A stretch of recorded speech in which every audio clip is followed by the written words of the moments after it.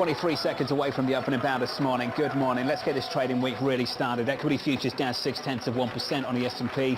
On the Nasdaq, losses Friday. The losses spill over into Monday morning. The Nasdaq 100 down by 0.9%, following a blowout payrolls report on Friday and going into Chairman Powell tomorrow. There's the opening bow. Switch at the board and gets to the bond market. Big moves. Yields higher by 10 basis points on a 10-year to 362.31. Bigger moves at the front end. We're back through 440 on a 2-year. Your 2-year yield higher by 14 basis points to 442. That means dollar strength. Euro dollar 107.54. Bear in mind the high of the year on euro dollar was only last Thursday at 110.33, and right now 107.54. In the commodity market, close to 74, up by 0.8% on WTI, $74 and a couple of cents. One stock to watch at the open, it's Dow, cutting roughly 5% of its global workforce as it experienced market conditions that, according to a memo from this co-COO, quote, continue to erode with an uncertain future. Abby has more. Hey, Abby. Hey, John. Well, yeah, another tech company here biting the dust. Dell cutting more than 6,600 jobs, as you mentioned, about 5% of the global workforce. And after this takes place, they will have the lowest global headcount going all the way back to in more than 6 years. And what makes it so interesting is exactly what you're talking about. This is not a matter of having overhired during the pandemic. They're seeing a tough environment. The PC buying slowdown really hitting the company. That's a bulk of their business, more than 50%. Now, what's interesting is this stock over the last year really underperforming the sector. Dell over the last year down about 28%, the hardware sector down about 10%. Making this very, very interesting is it's not just Dell that is seeing the slowdown in PCs. It's not as though folks are banning Dell PCs and going toward HP. PCs overall are really sliding down about 28% in the fourth quarter, but maybe investors think that the company has less diversification in terms of their majority revenue going toward PCs and less to lean on in the future. Right now, the stock down about 1.3%. It'll be interesting to see if it stays down or if it turns around, as so many of the others have turned around, in the idea that the worst is over. Abby, thank you. About 2 minutes into the session, equities lower by 0.4% on the S&P. No real drama here. We'll see if this weakness gets bought. On the Nasdaq, we're down by about 6 or 0.7% off the back of the weakness on Friday, but still Friday. We closed out the week with a 5th straight week of gains. So keep going back to the bond market. Keep an eye on things at the front end of the curve. Higher by 12 basis points to about 441 on a 2-year. Tons of people responding, reacting to the payrolls report on Friday. This from Mike Gapon of Bank of America, who published just moments ago. Here's the quote for you. The January employment report does not change our view of the labour market. It's still resoundingly strong. He goes on to say the report gives us more confidence in our outlook for 2 additional 25 basis point hikes and a terminal rate of 5 to 5.25. That from Mike Gapon of BofA, literally about 30 minutes ago. Another stock to look at, it's Tesla, raising prices for select US models after the Biden administration expanded the number of EVs that are eligible for tax credits. Elon Musk taking to Twitter, writing this: the last 3 months were extremely tough. Had to save Twitter from bankruptcy while fulfilling essential Tesla and SpaceX duties. Wouldn't wish that pain on anyone. Twitter still has challenges, but it's now trending to break even if we keep at it. David Welsh joins us now from Detroit, not on Twitter, but on Tesla. David, make sense of what's happening with price cuts and then price hikes. Look, you're going to see a lot of volatility right now in vehicle pricing, which I'll explain in a second. But in the case of Tesla, I think guidance on the Inflation Reduction Act and what vehicles will be eligible for those incentives is playing a big role here. What they essentially said is SUVs, crossover SUVs, can now be eligible for, at a higher price point, they can be eligible for these full tax cuts. So I think Tesla's pushing in something there that'll account for that. There's also a chance that they may have seen a lot of demand after those very steep price hikes, and the Model Y got as much as 20% of a cut. So they may have seen a lot of demand and realized they could sneak a bit in there. But on the macro, okay, we saw used vehicle prices, I'm not just talking Tesla, but all vehicles, drop 15% in December. They've all of a sudden ticked up a bit in the first 2 weeks of January, and I think they're going to come up a bit more.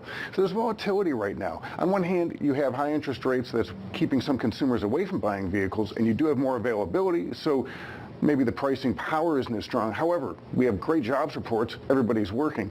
So I do think over time we'll see prices soften, but they're still near record levels, and you're just going to see kind of this up and down while automakers, including Tesla, struggle to find the sweet spot of what they can get from consumers while still keeping demand going. Hey, David, thank you. Awesome as always. That stock is up by 3.5% about 4 minutes into this session. Another name to look at, Tyson Foods, reporting disappointing earnings, missing analyst estimates with falling meat prices squeezing the company's profits. The CEO said this: "We faced some challenges in the first quarter. Market dynamics and some operational inefficiencies impacted our profitability."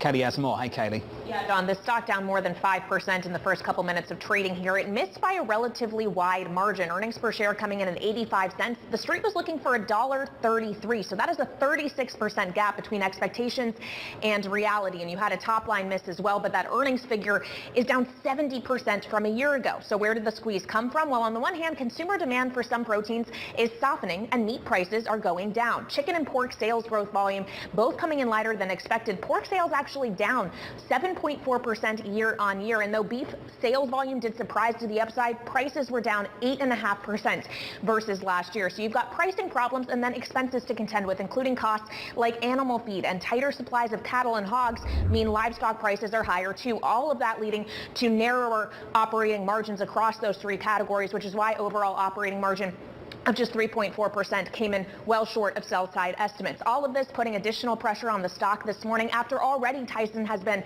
an underperformer within the staples sector. It's down 35% over the last year. The broader staples index down just 3%, John. Down about 6% this morning. Katie, thank you. The broader market down by about 0.4%. Year to date, though, you know the story, flying. Before today, the Nasdaq 100 was still higher by 15% year to date. Note after note in the inbox this morning.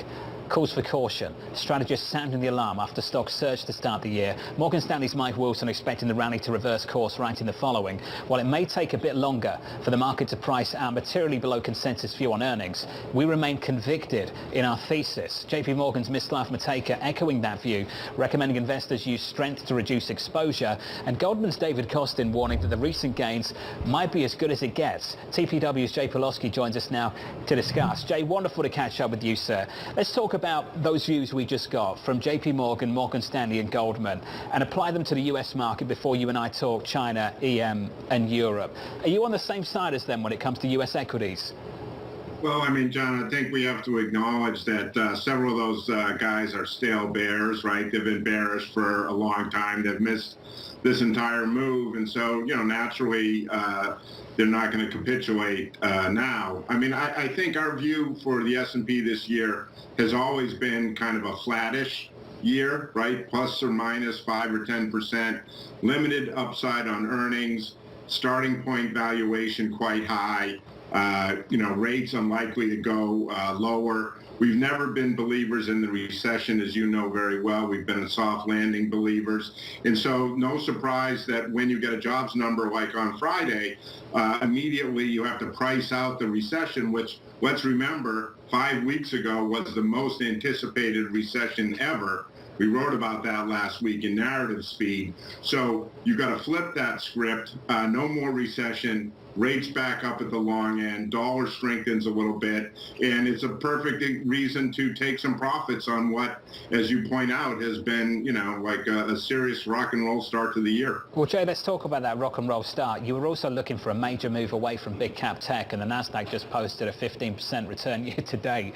What's in there? What's behind it? Yeah, well, rates coming down sharply, right, which was what was pricing in the recession. So we had a huge rally in bonds, which we were not believers in, did not really participate in. I mean, you're not going to get it all right, John, right? I mean, there's going to be a few things even guys like me miss. That's part of the game. So we didn't buy that recession impact on the long end, which supported the tech stocks. And now that stuff's being a little bit unwound. We think that tech is going to continue to be an anchor and a cap on the upside of the U.S. equity market. It's still 20+% of the S&P, and rates are not going lower, in our opinion, because we're not going to have a recession, and therefore that caps the upside of big tech.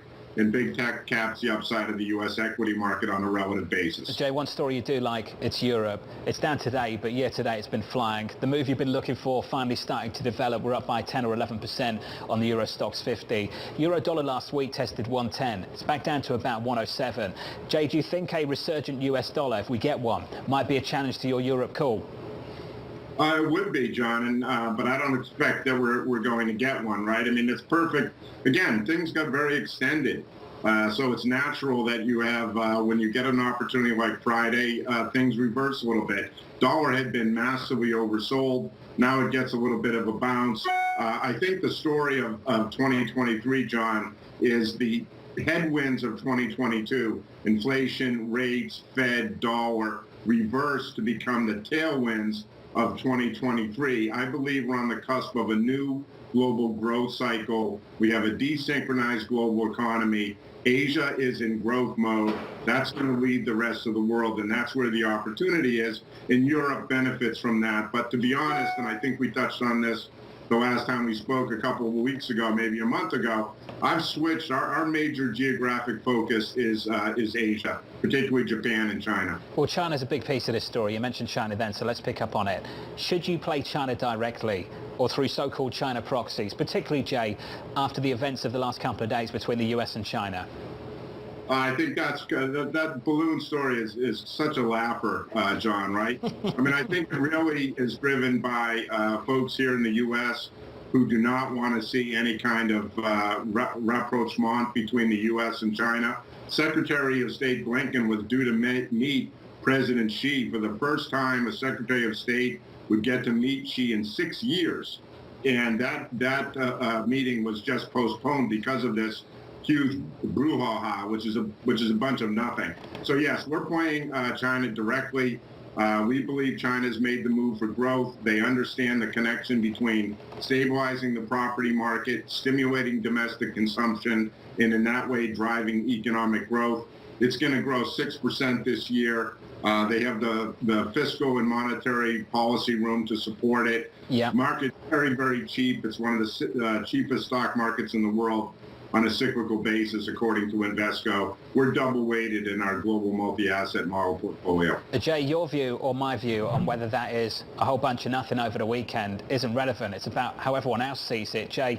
And I know that it's been under-owned, and I know there's a positioning story where you could get these big flows. But Jay, do you think the headlines we have seen over the last week are sufficient to make some people pull back? I mean, just bear in mind where sentiment was a year ago. We were talking about China being uninvestable.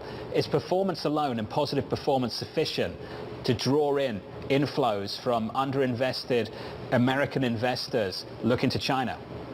Yeah, that's a great question, John. And one of the reasons why we're so constructive on China and Japan is that we think it's not just the foreign investor, which we do think will buy into both markets as their growth recovery really gets underway. But more importantly, I would argue, is the domestic investor base, John.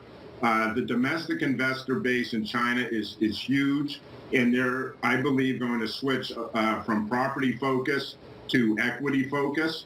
And I think the same is true even more so in Japan, whereas yield curve control ends and the JGB market becomes a bear market. You're going to see for the first time in decades the domestic retail and institutional investor in Japan buying Japanese equities. It's a huge opportunity. Very few people are talking about it. Jay, you and I promise are going to talk more often this year, I hope at least. It's great to catch up as always. Jay Pawlowski there of TPW. I've been teasing Jay for the best part of 2, 3, 4, maybe 5 years about Europe's underperformance, and finally he's getting what he wanted. Europe right now, a bit softer, but year to date flying. You know the story. On the S&P as well, the Nasdaq too. This morning, we're down about 0.6% on the S&P. On the Nasdaq, we're down 0.7. Coming up, tech layoffs piling up. The labour market is in a good place. Maybe there's some distractions, from the avalanche of the tech sector layoffs, but the services sector clearly is doing really well. Leslie Falconio of UBS, just around the corner.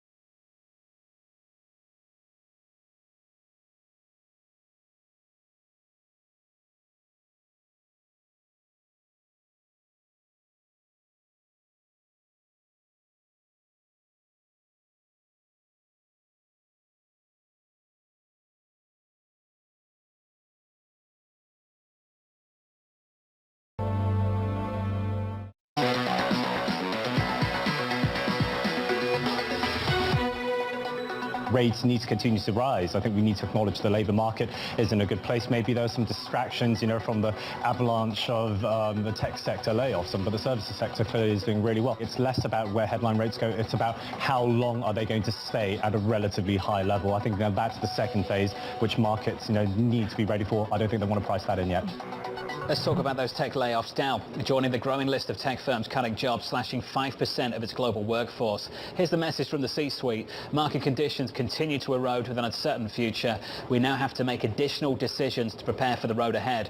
Mandeep Singh joins us now from Bloomberg Intelligence. Mandeep, that's another name on a long, long list of names.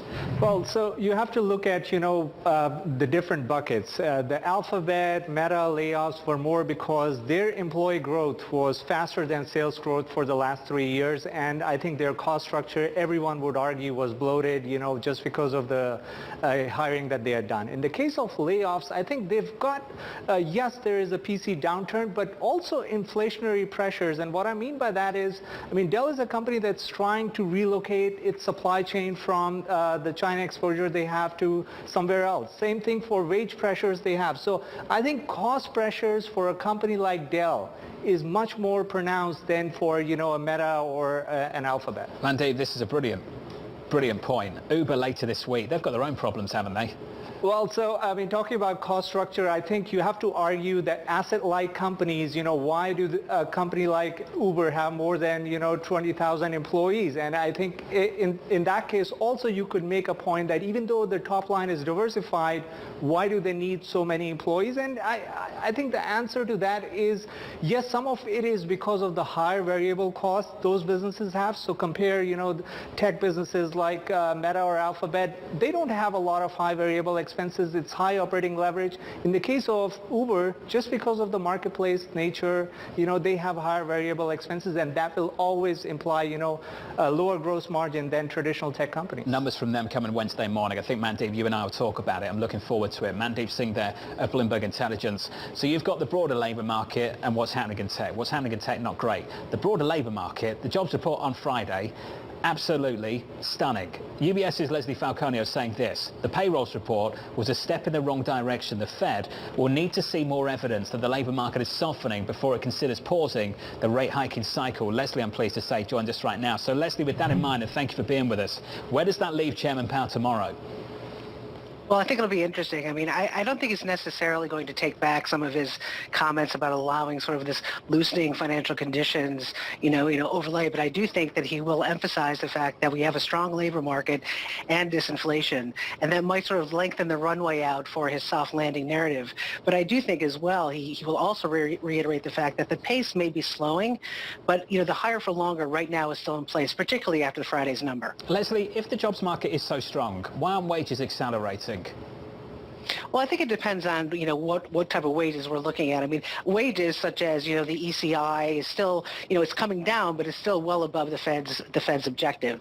And I think the important thing to look at is, the participation rate is rising, people are entering the labor force, but I do think there'll probably be most likely some revisions to this number.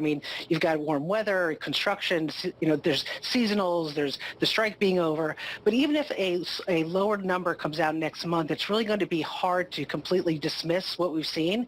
So I do think that overall it takes part of this, the Fed's going to ease at the second half, or at least the magnitude off the table. Leslie, this market's responding, adjusting to what we got on Friday, regardless of whether we do get some kind of revision to the jobs number, the 2 years back through 440. As you look across the curve right now, Leslie, the 2-year, 10-year, that's about negative 80 basis points. Is there anything out of sync with what you're expecting to develop in the next coming quarters, coming months?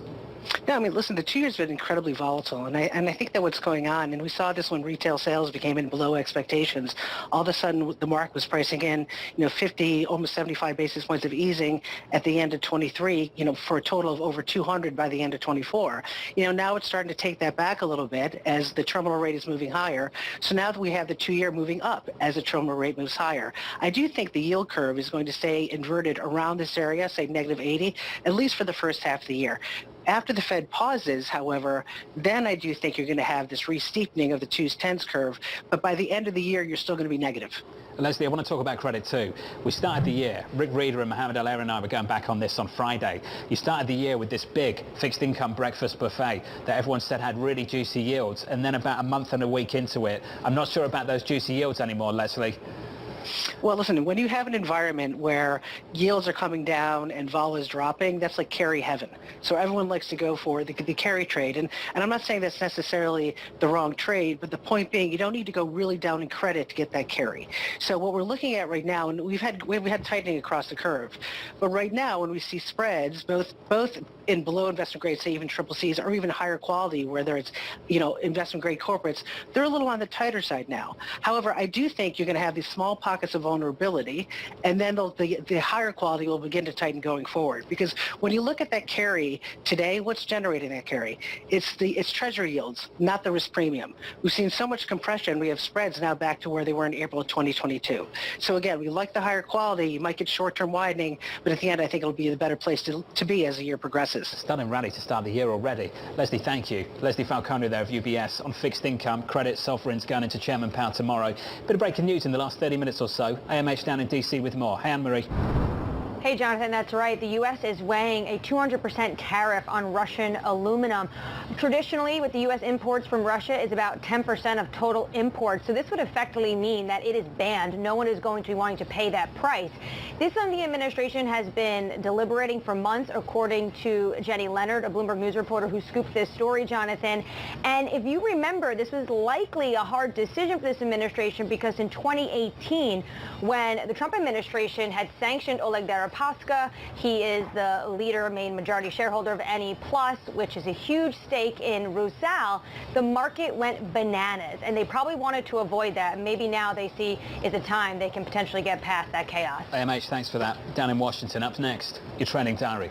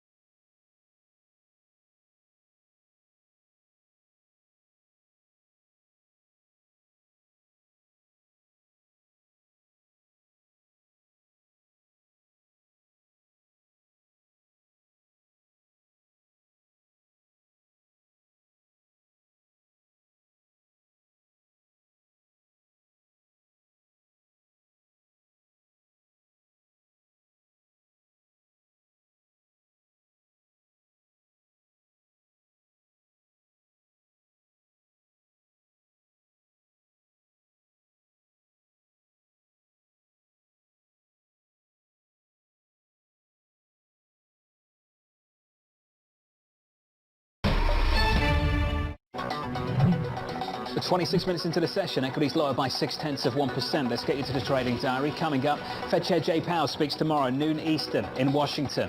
Plus, President Biden delivers the State of the Union address. Earnings from Uber, Disney on Wednesday, and a host of Fed speak with Williams, Cook, Barr, Bostic, Kashkari and Waller all on the agenda. Jobless claims on Thursday and the UMich Sentiment Survey to round out the week on Friday. From New York, that is it for me. Thank you for choosing Bloomberg TV. This was the countdown to the open. This is Bloomberg.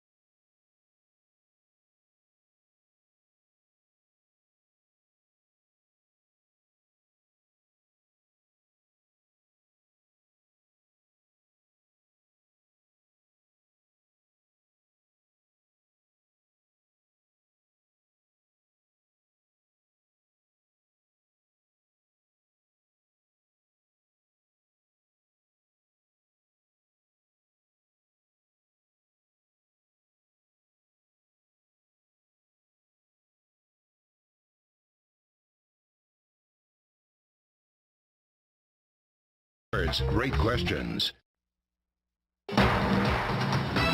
From the financial centers of the world, this is Bloomberg Markets with Alex Steele and Guy Johnson.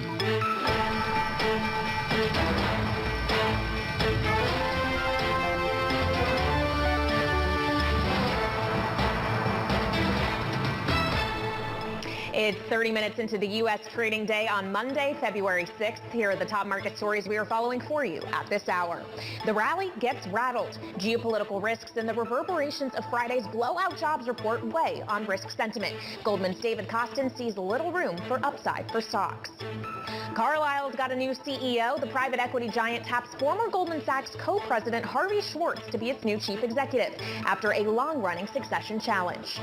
And oil's big problem. We go live to Scottsdale, Arizona for an exclusive interview with Occidental CEO Vicki Hollub to see how one of the biggest players in the Permian Basin is dealing with the energy transition.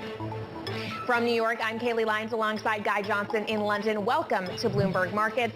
Guy, Alex is the one in Arizona today, which is why you are stuck with me.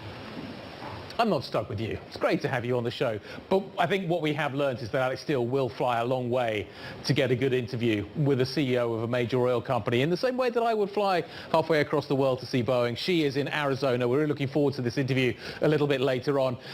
Kaylee, she talks about these kinds of events being the Super Bowl. She says, this is going to be my Super Bowl.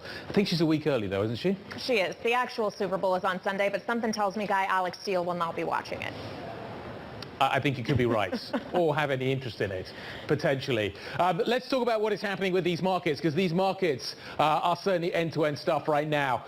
Last week, it was risk on. We were rallying hard.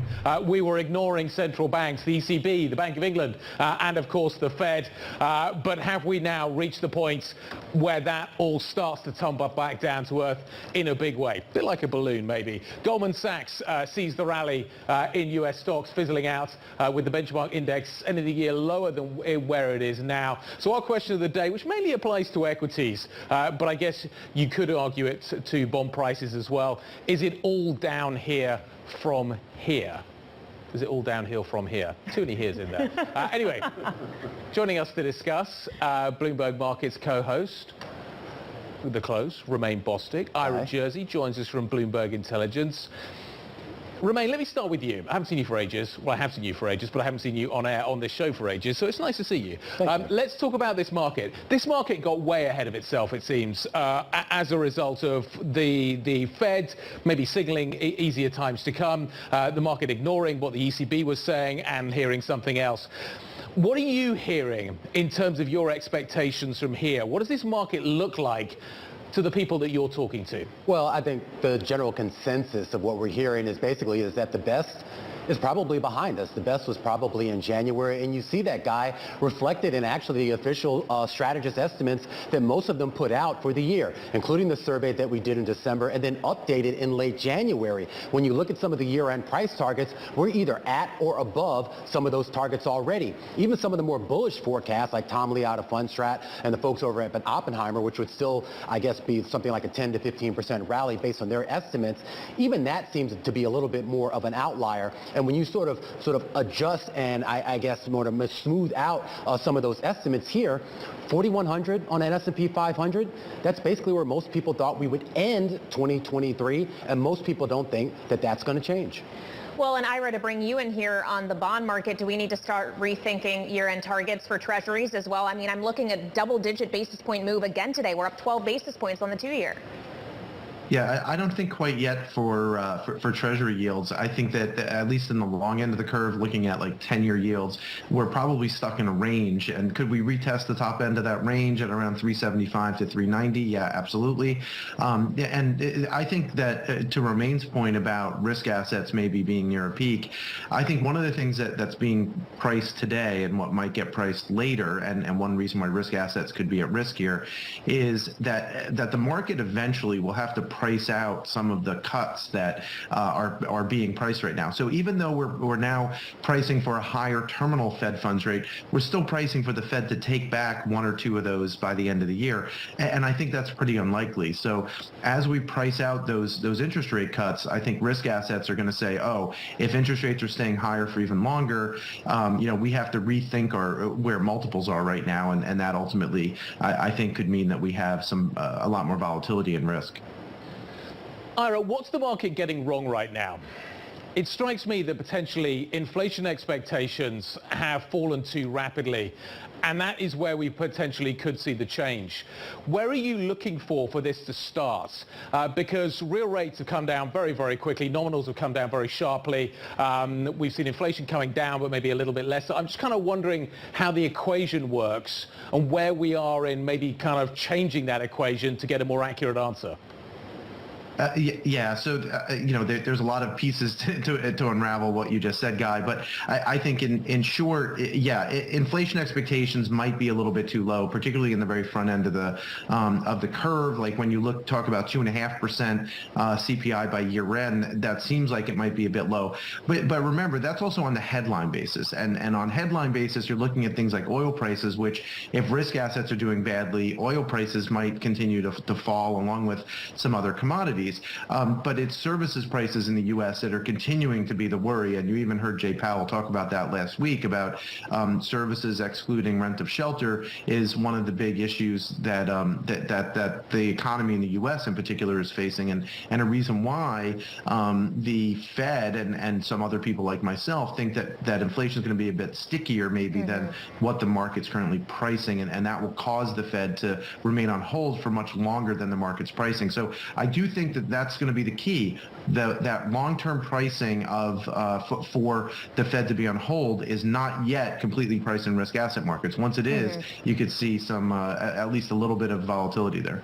Okay, so Romain, everything we talked about just now was very macro, but when you look at the micro, it's not looking great, arguably, either. I mean, earnings are down on average about 3% in S&P 500 It's not looking great. And pick one thing out of the earnings that we've gotten so far, the one thing that I think would cause people some concern, and that is really the drop that we're starting to see in capital spending. Remember, a big part of the rally that we had towards the tail end of 2022, and as well as that rally that we had in the summer of 2022, was partly predicated on the idea that businesses were willing to spend again, reinvest in their businesses, and more importantly, reinvest in their companies. And now you're seeing a big retrenchment of that already, a huge pullback in that, and that's affected valuations too. And it's also caused a lot of confusion, because remember, when you talk about what people are trying to price in around the Fed and around where interest rates ends up, that still goes all the way back, circular, back to what the businesses themselves are spending. And if that business spending isn't going to keep up at the pace that had been priced in before, then valuations have to come down. It's basic math.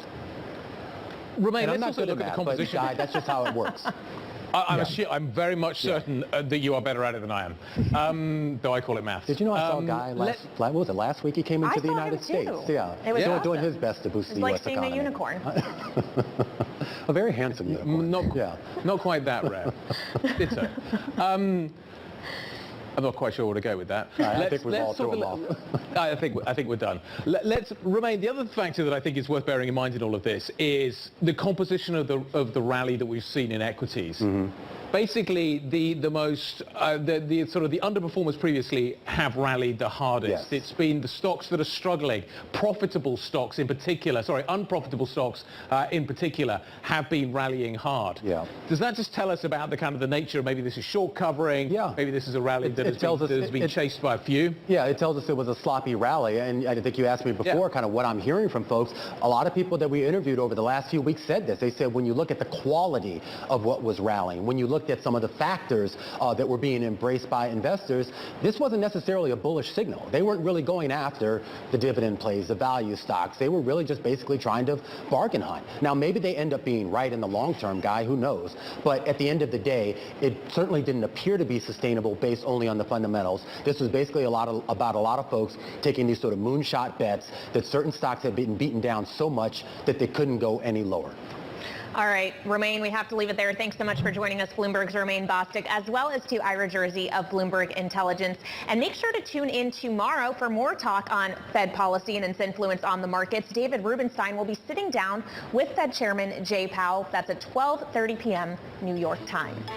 But coming up, we'll continue this conversation today with our question of the day. Kathy Entwistle, Morgan Stanley Managing Director, joins us to see if she thinks it's all downhill from here.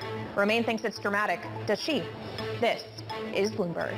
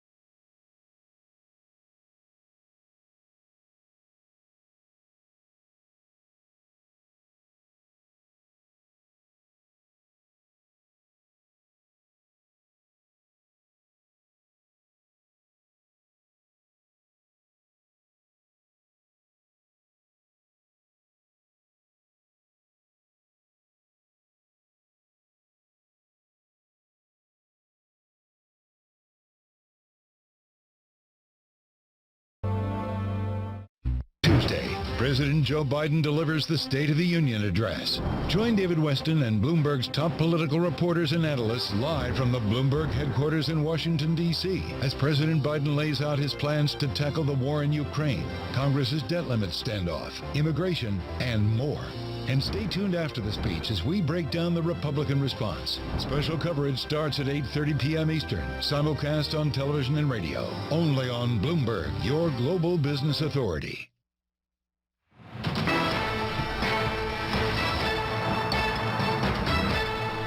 There was a view that emerged over the weekend in Friday trading that the Fed may have to stay higher for longer. We may not get the pause. We may not get the cuts.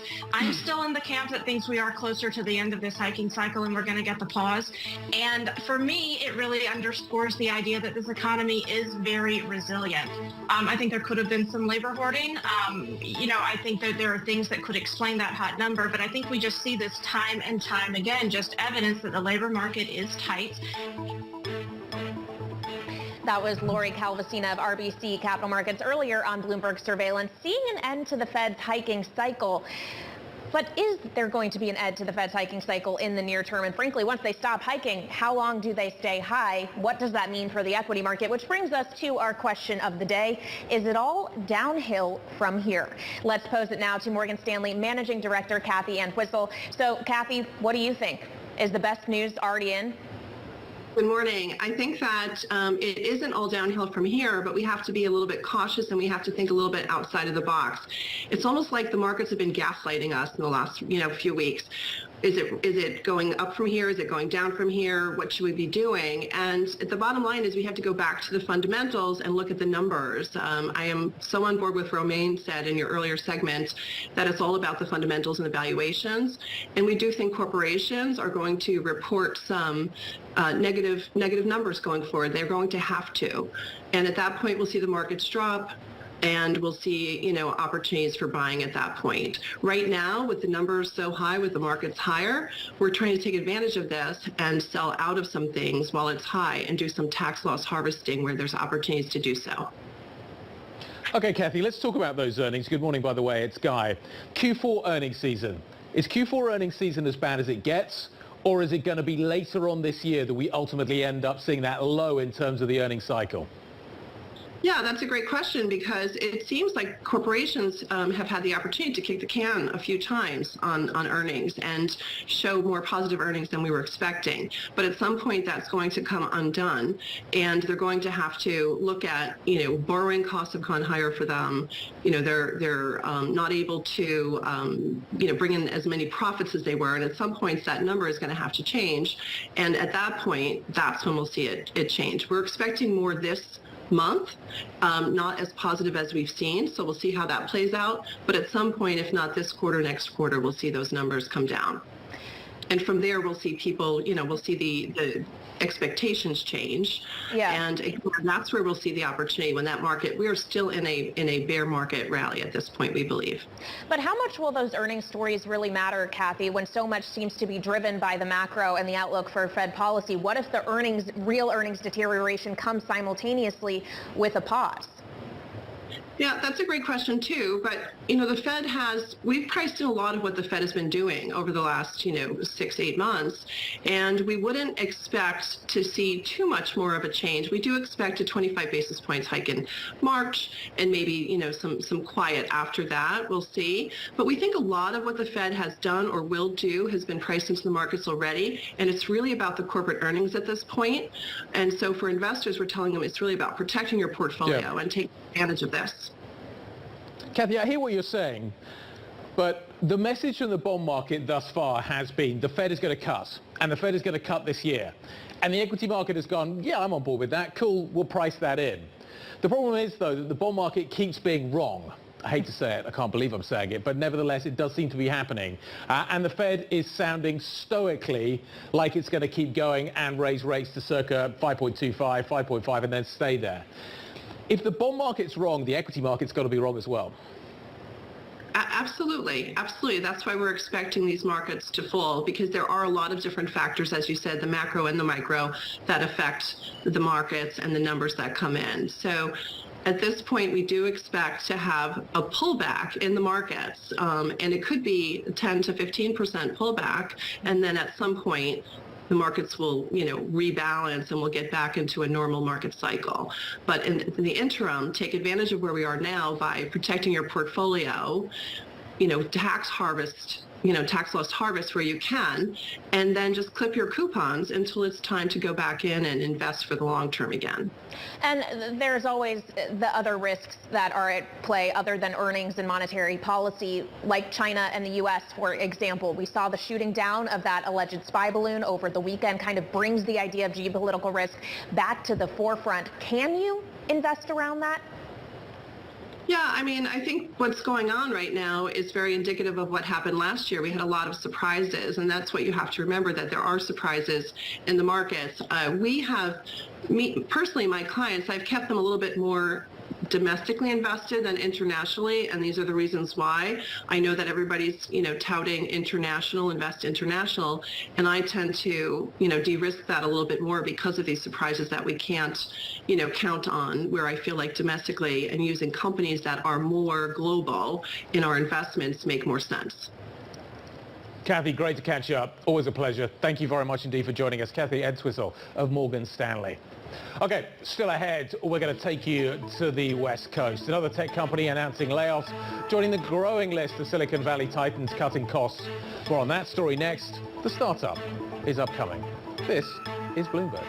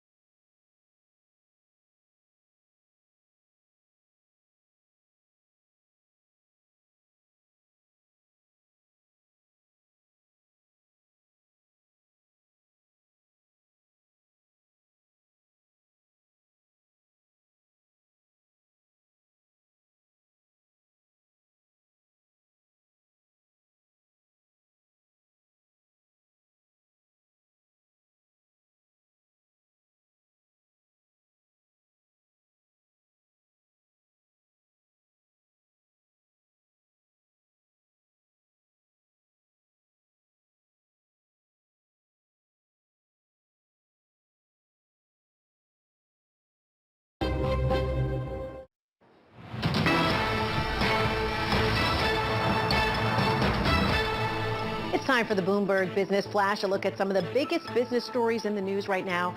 I'm Lisa Mateo. The U.S. is preparing to ramp up the pressure on Russia as the one-year anniversary of the invasion of Ukraine approaches. Bloomberg's learned the Biden administration plans to impose a 200% tariff on Russian-made aluminum. That would effectively end U.S. imports of the metal from Russia. The tariff could be imposed this week. Carlyle Group has a new CEO. The private equity giant has chosen former Goldman Sachs co-president Harvey Schwartz. Schwartz takes over for co-founder Bill Conway, who became an interim CEO last August when Kee-Swan Lee resigned after a power struggle. And Dell has become the latest tech company to announce massive job cuts. It will eliminate a little more than 6,600 jobs. That's about 5% of its global workforce. Dell faces plummeting demand for personal computers. And that's your Business Flash, Guy. Thank you very much indeed, Lisa. So it is nearly 22 minutes past 7 on the West Coast. So let's get to the startup, where we're going to cover some of the top tech stories from the Bay Area and beyond. Silicon Valley starting its morning with more job cuts. Joining us now, Bloomberg Television co-anchor Ed Ludlow. Ed, fantastic shot of San Francisco there. You guys are waking up and the news is becoming increasingly familiar. More and more job cuts. But this can't be a shock. Intel warned us on PCs. Right. Dell is the obvious kind of case that is going to follow that. Yeah, I mean, Dell is certainly one that was logical and we saw coming, bearing in mind that HP had already announced layoffs last year and they have similar exposure to the same end market. Again, IBM making similar noises. So it's interesting because it's a cut of 6,650 or 5% of workforce. But, you know, since headcount at Dell peaked at the beginning of 2020, it's kind of been trickling lower anyway. There's two reads on this, right? The one is the timing. You know, we're still early in the year, February, and so some reaction from the sell side is that this is indicative that the recovery in the PCM market may come later than we expected. And then there's the other reaction. I think the stock's down pretty significantly now and accelerating its declines. But as has been the case throughout this period, many investors and sell-siders are cheering basically the cost discipline and saying this is going to be good for OPEX going forward. Well, but Ed, as you alluded to, since 2020, we already have been seeing Dell's headcount going down, which differentiates it from some other big tech companies that had been still growing and growing for multiple years in a row and now are having to cut. So is this a Dell problem more so than a tech problem? It's part of the conversation we've been having for a few weeks, which is that the headlines of the cuts, as in the news headlines on the Bloomberg, are quite sensational, right? Thousands of jobs being cut. But Dell, again, headcount peaked in January of 2020 at around 165,000 employees. After this round of cuts is done, it will be down towards 125,000, or a drop of around 39,000 jobs from its peak. These companies became bloated. Dell actually peaking before the pandemic era or period, 2020 through 2021, but a lot of it doesn't even fully unwind the hiring which took place across the technology sector in that 2-year period. You know, a lot of investment to meet what was demand. The demand's now gone, and with the recovery in these end markets, particularly PCs, looking like it won't happen until the second half of this year, it's not a surprise we're seeing names like Dell react. Ed, is there any other signal we can take out from the fact that PC demand is clearly slowing? Is there any other read? What are the implications of this? Do you know what catches my eye, and Dell mentioned this specifically in their regulatory filing, is, and investors have the same thesis, that it's good to cut now. Do it now while the market, the end market has softened. And when it rebounds, the companies will be in healthier positions to jump on a return in demand. That's a pretty common theme if you read across the press releases and statements of the companies that have made layoffs. They basically feel now's a good time to get leaner and become more efficient, so that when the demand rebounds, they actually can do it in a more profitable way going forward. And again, it's never pleasant to talk about layoffs, but if you're an investor, you look at this and go, yeah, this is pretty good for the bottom line. Okay, so it might be okay for an investor, but for these employees, Ed, as we are having a conversation about tech-wide, these layoffs happening, even though they're highly skilled workers, are there places for them to go? What are you hearing in Silicon Valley? Yeah, so I mean, the Challenger Christmas data shows a jump of 690% in terms of the jobs announced, the cuts being announced in 2022, right? But if you look across the data, actually, there's a lot of evidence that those laid off are finding jobs pretty quickly. You know, more anecdotally, we have a lot of venture capitalists and a lot of tech executives on the Bloomberg Technology show, and they say that when this happens, two things happen. Those talented people that are laid off start their own companies, or people that have got long tenure and are very experienced at mega cap tech companies are suddenly on the market, which is unusual. So if you're a smaller player, that is something which is exciting because you can get the talent. You also have to look at the jobless claims number, right? There are what, 155 million jobs in this country, and it hardly shows up in the jobless claims because it's a tiny fraction of overall jobs. Yeah, we've all been looking at the headlines and looking at the economic data and trying to figure out how those two match up. Bloomberg's Ed Ledlow, thank you so much for joining us. Coming up, we'll head from San Francisco to Scottsdale, Arizona, where Alex Steele is live with an exclusive interview with Vicki Hollub, President and CEO of Occidental. This is Bloomberg.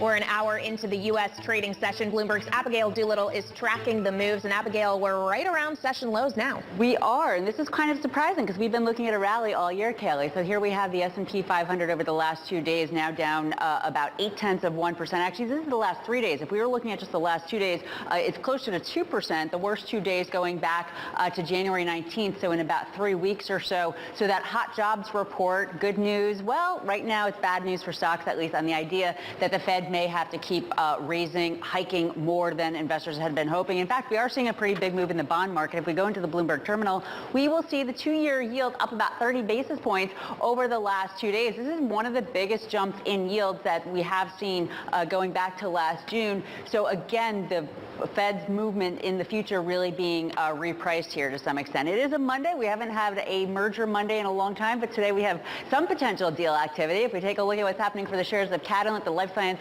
company, it is up. That stock up 24% on the news that Danaher, another life sciences company, down 1.2%, is interested in buying this company. Now, it's not, it's more speculation than anything.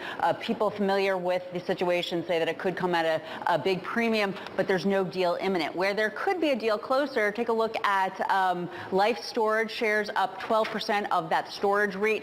Public Storage has made an $11 billion bid, and Life Storage apparently is evaluating it. And then finally, one sector that is doing really quite well, Guy, not surprisingly, energy. This is one way you can make your shareholders happy and why stocks are doing so well. If we take a look at the buyback and the dividend activity for the likes of ExxonMobil, Shell, and Chevron, well, in total, $72.4 billion. Not so shabby at all.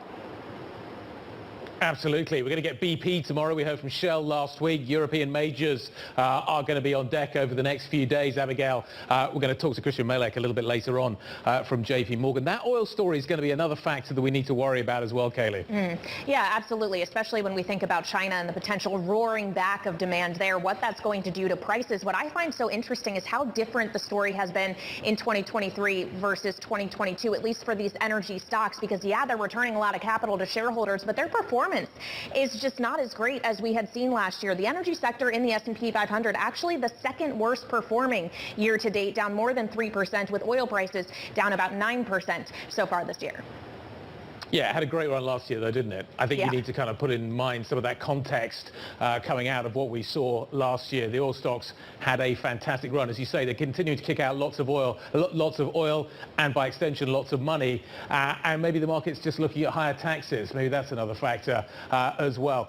That is certainly going to be, Kayleigh, one of the factors that I think Alex Steele has on her mind right now. So last week, I had the fantastic opportunity to go to Washington, to go to Seattle, to see Boeing. Alex Steele, I can tell, was hugely jealous as a result of this. So what she has decided to do is to go to Scottsdale down in Arizona, and she has a fantastic interview lined up. She's gone to the Smead Investor Oasis, and she is standing by right now with the Occidental CEO. We want to welcome our Bloomberg television audiences and radio listeners. I am joined here with Vicki Hollub. She is the CEO of Occidental. And Oxy is important really for two main reasons. One, it's one of the biggest producers in the Permian Basin. Two, it's a leading contender to make DAC, direct air capture, a big moneymaker here in the U.S. You suck carbon dioxide out of the air, you siphon it off, you reuse it, or you put it back in the ground. Huge for decarbonization. Vicki, it's a pleasure. Thank you for being with me in person. So great to see you. Great to be here, Alex. So let's start with the Permian for a moment. We just had a great chart on television that talked about shareholder returns and how juicy they've been. At any point, are investors going to want you to produce more and spend more on production versus capital returns? Not versus capital returns. The most important thing that we can do is invest our dollars in a way that delivers the most returns to our shareholders, and that's by optimizing the dollars that we invest. And so for us, growth doesn't mean necessarily increasing returns. We only will grow as we need to continue to deliver our value proposition, which is to have a growing dividend, also while returning shares and dollars back to our shareholders. And to that point, we heard from a lot of the big guys, like Chevron, for example, talking about redefining drilling in the Permian. That to me says that the Permian is a mature asset, which is going to pose problems. What do you see? I don't see it maturing yet for us. We have 2 million acres in the Permian of conventional and unconventional, and for 7 years in a row, we've been able to increase the productivity of our shale wells. And we've done that through enhanced subsurface modeling and evaluation and designing our completions and our frac jobs so that they deliver the most returns. So we're maximizing net present value, not accelerating production. What's yet? When does it mature? You said it's not going to be mature yet. I would say that with the strategy that we have, our acreage will be producing for the next 40 or 50 years, because after primary production for us, which will take us right now about 10 to 15 years to develop, that's our inventory of wells that are less than $50 break even, so about 15 years of drilling. But even beyond that, our strategy around low carbon ventures to take CO2 out of the atmosphere, we'll be able to use that in not just our conventional reservoirs, but also our shale reservoirs to get more oil out of those reservoirs, while also making sure that oil is net zero. Right, taking the stuff you take out of the air and then use it to get more oil out. So it's a kind of circular thing there. Can you give me some perspective of the growth rate that we're going to see, though, from the Permian from you guys this year versus last year? We really haven't had our capital program put together and approved by the board yet, so growth from this year to next year we haven't yet determined. Higher? Is it higher? Is there growth? There won't be significant growth from us, because there's still a lot more value to be gained for us by continuing to focus on delivering value to the shareholders through share repurchases. So a big focus for us in 2023 is repurchasing our common and potentially the preferred. Well, we're going to get to capital allocation in just one second. Just one more quick question on the Permian. Can you give me an idea of the cost inflation, though, that you're still seeing, like what it was last year, what you're looking at for this year? We're looking at this year probably around 10 to 15%. Is that better or worse than last year? Last year it was close to 20%. So this year it looks like it won't be as bad, but it's still going to be significant for us. What's really sticky for you? Really almost everything. Steel has started to roll over a little bit, but a big thing still is getting labor for trucking and for crews. So the labor costs are still going up. At the same time, so then let's move to direct air capture, because that's where a lot of the focus is going to be going forward. And if you successfully do that, then you can use, as you said, the CO2 to pump more into the ground and get more oil out. You guys are undergoing a huge, huge transformation with that. Give me a proportion of how much money you're going to spend on the direct air capture facilities versus everything else going forward. I would say that the Oxy dollars that will go into direct air capture construction, and we expect to build about 130 of these between now and 2035. I thought it was 100. You upped it again. Well, you upped it was 75, then 100, now 130. It's 130 now because of the Inflation Reduction Act, which provides that floor on revenue. So that has enabled us to now accelerate what we're going to do. But the dollars will come from various sources. I can't really tell you how much of that will be Oxy dollars, because it's going to take partnerships and other types of financing to make sure that we can achieve that goal. We were speaking with Vicki Hollub of Occidental, the CEO. We are talking about direct air capture, where you take carbon dioxide from the air and then put it somewhere, either back into your business or back into a rock. Tell me how expensive, though, this is going to be. I appreciate that you need extra funding, but that's really the question. It feels like shareholders and the street likes what you're doing, but they don't know how to value it. They don't know what the cost is going to be, so it's hard to get credit for that in your share price.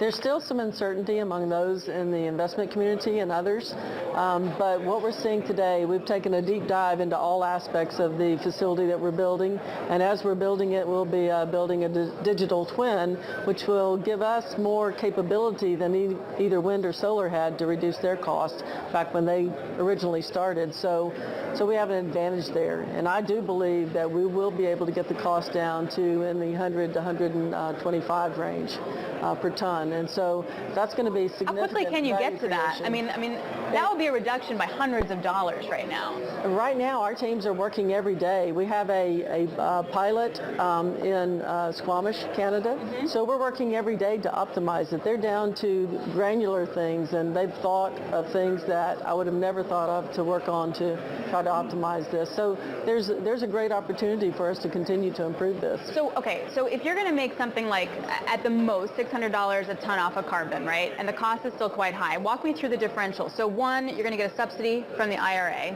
That's going to help. Then you're going to get customers that are going to want to pay you for the carbon offsets. That's right. And then you're going to get the efficiency. Can you help me with the math? But then we'll be able to use the CO2 and enhanced oil recovery to increase production, and we believe people will pay a premium for the oil that comes from the CO2 injected from the air. Like blue oil will be a it's- thing. It's a net zero oil, and so from that, I think that there will be demand for that. And in fact, Scott Kirby from United, who's has a lot of passion around this, is very committed to this. He he wants to use zero carbon aviation fuel. And, excuse me, and that's the way he can do it, is to make that from net zero oil. So for the current project that you guys are working on, do you expect to actually make a return off of that, or is this a proof of concept, guys look at it, now give us funding for the other stuff? We will make a return, we believe, on this first one, so it's not a project that doesn't from the very beginning deliver returns. We believe it does, it will. We already have contracts in place, and as we are continuing to talk to potential buyers of the CO2 credits, the cost of those credits are going up. As more people realize there's a limited number and volume of credits that's going to be available around the world, so getting those credits now, securing them from a source that you're sure is actually doing what we need to do, and that is putting it in the ground and making sure it doesn't come back out. Paul Sankey Research I had a note over the weekend that gave you guys $25 a share for the direct air capture business. Is that right? Should it be $25 a share? Should it be more? I've always known he was a great technician. But you think it should be more or less, or do we know yet?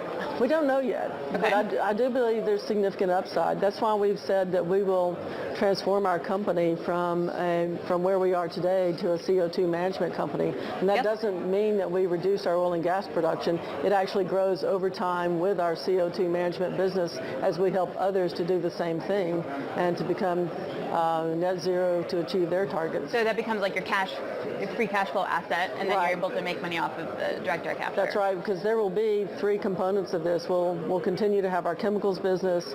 Ultimately, that will be net zero as well. We'll have our oil and gas business as it grows, and our carbon management business. How does Warren Buffett feel about all this? I never like to speak for Warren Buffett. I'll just say that we're happy to have him as a shareholder and giving us some really good advice as we go along. We've heard that you'll be in Omaha soon for the Berkshire weekend. Is this true? I've accepted an invitation from the University of Nebraska to speak at one of their conferences, so I'll be there on the Friday evening of the Berkshire shareholder meeting weekend. Coincidence, it's just you happen to be there. So the other thing that everyone wants to know about is, A, will Warren Buffett buy you guys? B, will you ever buy out Warren Buffett? C, does one of the big majors buy you because of this direct air capture stuff? Give me insight to the conversations. I would say that we want to create the most value for our shareholders in whatever way that happens, and we work every day to try to figure out how to create more value. So if things are is anything off the table? Nothing's off the table. Never off the table for Oxy? Never off the table for Oxy. We look at everything, and we're determined to make sure that we get the most value for our company and for our shareholders. Such a pleasure, Vicki. Always good to see you. It's been a long time in person. Thank you so much, Vicki Hollub, CEO of Occidental. Back to you. All right, thanks very much to our very own Alex Steele alongside Vicki Hollub there, the president and CEO of Occidental. Now, coming up, U.S. divers are salvaging what they believe is spy equipment from the Chinese balloon that was shot down off the coast of South Carolina. We'll head to the White House for the latest next. This is Bloomberg.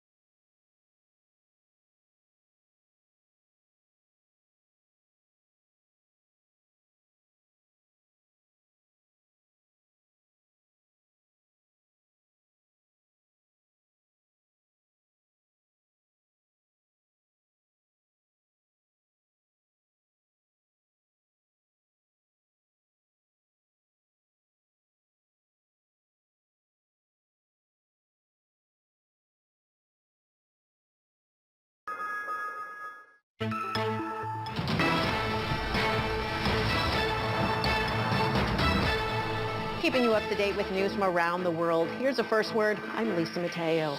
Some of the most powerful earthquakes in decades hit the Middle East today, and according to the Associated Press, more than 2,300 people have died in Turkey and Syria. The first quake measured 7.7 and ripped across the border between the two countries. The second quake also hit the southeastern part of Turkey and measured 7.5. The quakes forced a halt in crude oil flows to a regional export terminal. And in France, more strikes and protests are planned by unions opposed to President Emmanuel Macron's pension reform proposal. The National Assembly starts debating that measure today. It includes increasing the minimum retirement age from 62 to 64. Global news powered by more than 2,700 journalists and analysts in more than 120 countries. I'm Lisa Mateo. This is Bloomberg. Kaylee. Lisa, thank you. Meanwhile, pressure is mounting on President Biden to hit back on China after a balloon believed to carry spy equipment was spotted over Montana last week and then shot down by the U.S. military over the weekend. China, meanwhile, their vice foreign minister has lodged a formal diplomatic protest with the U.S. embassy in Beijing. Joining us now from the White House with more is Bloomberg's Anne-Marie Hordern. So, Anne-Marie, how do we expect the president to proceed over the coming days, especially in his State of the Union address tomorrow? Well, this is going to be something very difficult for the president to ignore at the State of the Union, not just China surveillance balloon, but also China writ large. And what does this relationship, this bilateral relationship between the two biggest economies look like going forward, especially as the president has been dealt some harsh criticism by Republicans here in Washington who think that it should have been shot down sooner. The president was very clear this weekend, though, when he was talking to reporters. He said he wanted it shot down Wednesday, but that he went with the advice of the Pentagon, who talked about the risks of this potential debris. So we're still waiting on a number of questions regarding this surveillance balloon. Yes, it was shot down off the coast into the Atlantic Ocean as the debris. They need to find out, one, what were the spying capabilities on this? Another big question being asked in Washington is whether or not any of that technology is sourced back to U.S. companies. And then when it comes to the diplomatic relationship, there seems to be a growing chorus within the administration of some who say that Tony Blinken, the Secretary of State, should actually take this trip sooner than later. It was not a full-on off the table. It was just postponed, and he should go there and deliver a harsh message to China, not just about the surveillance balloon, but other issues, notably, as well as what the U.S. says is Chinese companies equipping the Russian military as they invade Ukraine. Anne-Marie, we've also heard today that we are going to be seeing the United States imposing significant tariffs on Russian aluminum. The last time we tried this, there were lots of unintended consequences. How well thought through is this plan? Yeah, it's a good context, Guy. This was done in 2018 when the Trump administration sanctioned Oleg Deripaska, and then that obviously had a ripple effect into Rusal. In the end of the day, the Treasury Department had a number of waivers because it was so chaotic in the aluminum market where prices skyrocketing. We are almost a year into the war, and the administration is potentially going to take this move. At a total, it's about 10% of total imports that Russia accounts for. So basically, this 200% hike of tariffs would mean that no more Russian imports would be coming into the United States.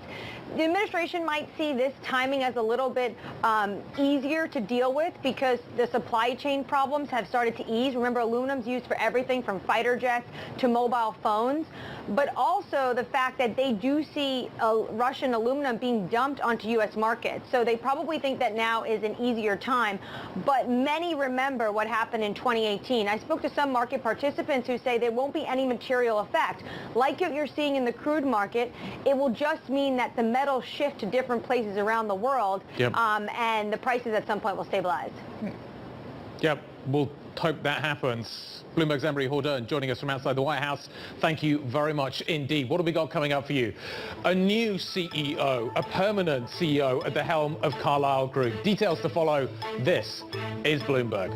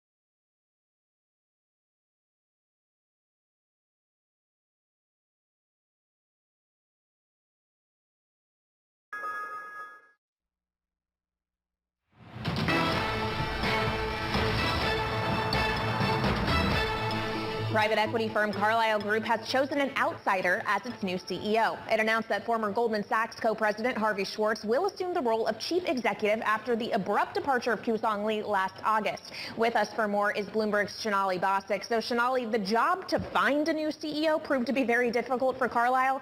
How hard is this job going to be for Schwartz himself? It was a whirlwind 6 months. And remember, he is stepping in. What does a banking executive have to add to a private equity firm? Just this morning, there was a town hall over at Carlyle, and really the idea here is pitching somebody with a lot of operational experience as well as a lot of experience in a complicated macro backdrop. A lot of times he's been kind of credited here for helping Goldman really navigate really tough periods in time, including 2008. But there's another thing about Harvey Schwartz that I think is worth noting in this particular environment. It's a tough fundraising cycle, and Harvey Schwartz really came up through a lot of the sales and trading ranks here, sales in particular, where he has a lot of really strong relationships with investors, sovereign wealth funds around the world. Shonali, who had to sign off on this decision? Well, the founders of Carlyle have 25% of the firm, but really it's the board at the end of the day. And the message off the bat here, Guy, was that there was a unanimous decision in naming Harvey Schwartz the CEO of the firm moving forward.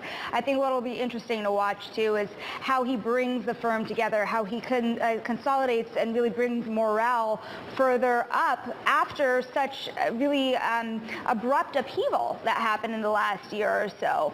Carlyle is changing very quickly. Guy, if you look at Carlyle, they employ more people at their portfolio companies than almost any firm out there. It's about 1 million or so people among the employee bases of the portfolio companies. A massive private equity operation, but remember, they've had this expanding credit operation as well. And there have been challenges over time as they look to diversify, grow, build all of these different areas.